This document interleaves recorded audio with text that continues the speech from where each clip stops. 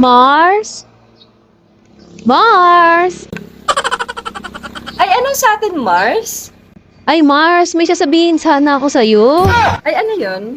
Eh, yung inaanak mo, graduation niya sa 1 linggo. Ay, gagraduate na ba siya? Naku, parang kailan lang. Ang bilis talaga ng panahon ngayon.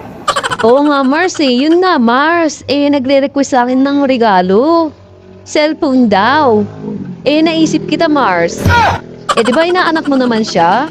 Baka pwedeng ikaw na lang magregalo sa kanya ng cellphone. Ay, cellphone ba gusto niya?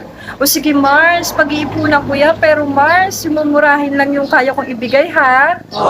Ay, ganun ba, Mars? Eh, ang nire-request kasi niya iPhone 15 eh. iPhone 15, ako Mars. Ako nga Mars, oh. Naka-Android lang. Tapos gusto niya naka-iPhone 15 siya.